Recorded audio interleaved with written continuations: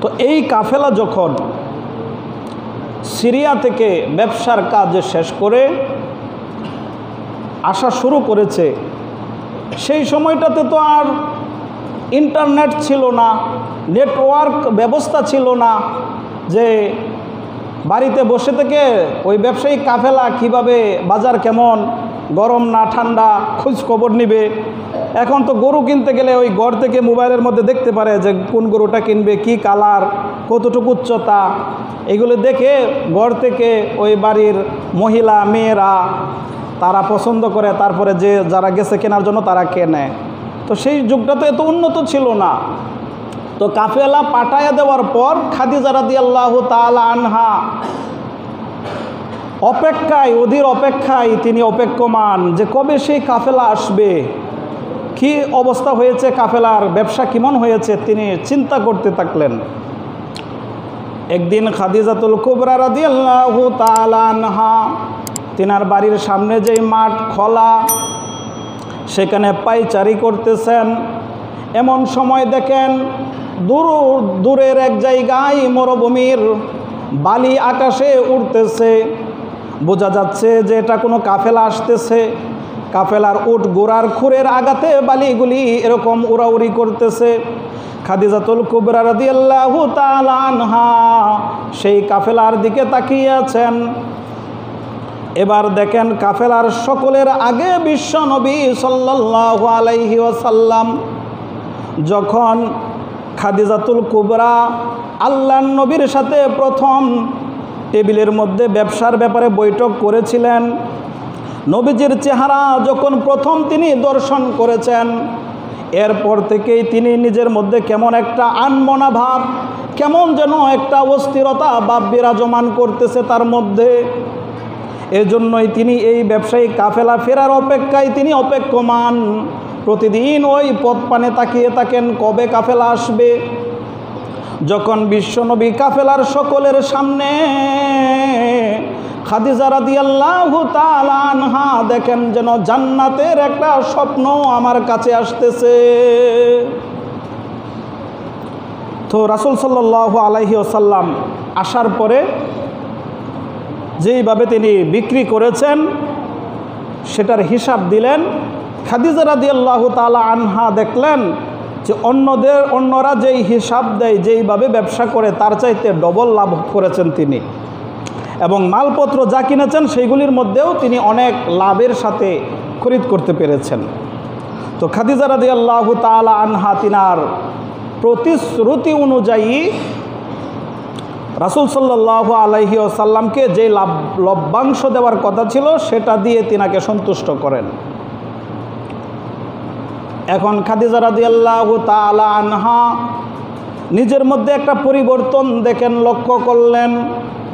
আগে তো আমার কোনোদিন এমন ছিল না, এখন কেন বারবার এই লোকের চেহারা আমার চোখের মধ্যে ভাসে, কেন এই লোককে নিয়ে কল্পনা করতে আমার ভালো লাগে, কেন আমার মধ্যে অস্থিরতা বিরাজমান করে।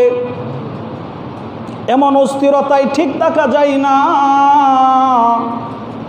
খাদিজা রাদিয়াল্লাহু তাআলা আনহার একজন সহচর মহিলা ছিল, যিনি উভয়ের আত্মীয় ছিল, নবীজিরও আত্মীয় ছিল, খাদিজা রাদিয়াল্লাহু আনহারও আত্মীয় ছিল।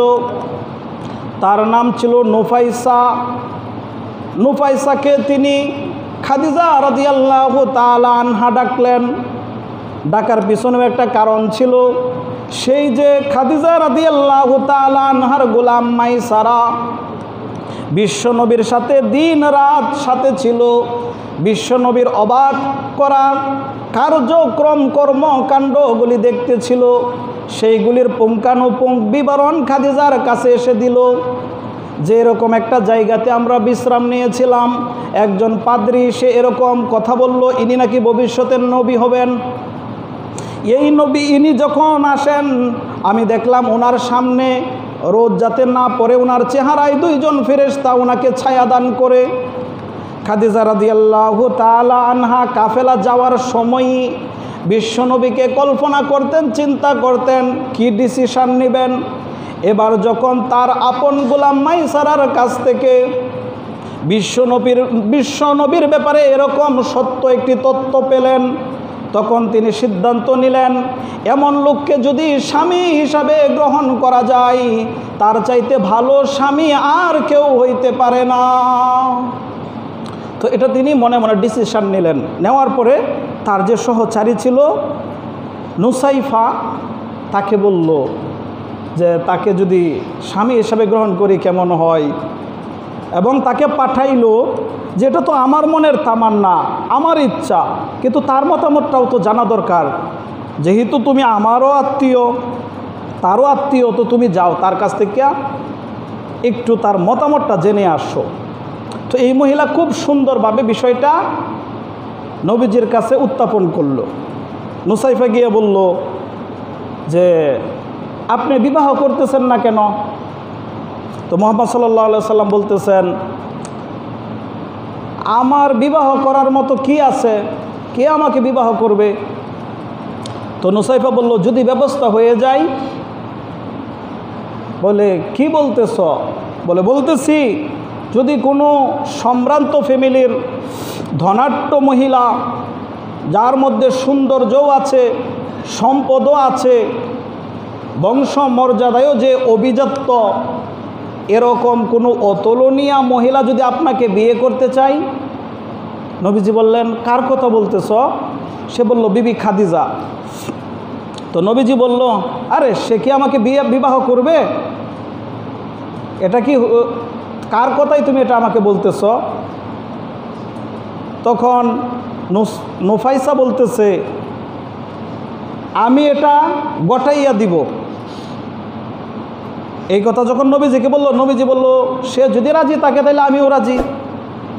তখন খাদিজা রাদিয়াল্লাহু তাআলা আনহার অভিভাবক এবং হুজুর সাল্লাল্লাহু আলাইহি ওয়াসাল্লামের অভিভাবকরা পয়গাম প্রস্তাব পাঠান এবং তারা আলোচনায় বসেন বিষয়টা নিয়ে, এবং উভয় পক্ষের সম্মতি মিলে। যখন উভয় পক্ষের সম্মতি মিলে, তখন আবু তালিব খুতবা দিয়ে এবং হযরত খাদিজাতুল কুবরা রাদিয়াল্লাহু আনহার চাচা আমর বিন আসাদ নবীজির এই বিবাহ পড়িয়ে দেন। বিবাহতে মোহরানা ছিল 20টি উট। নবীজি খাদিজাকে মোহরানা হিসাবে 20টি উট দিয়েছিলেন। এই বিবাহের অনুষ্ঠানে আবু বকর সিদ্দিক রাদিয়াল্লাহু তাআলা আনহু এবং মুদার গোত্রের প্রধানগণ এবং কুরাইশের অনেক সর্দাররাও শরীক ছিল। তো এটা ছিল আমাদের প্রিয় নবী সাল্লাল্লাহু আলাইহি ওয়াসাল্লামের জীবনের প্রথম বিবাহ।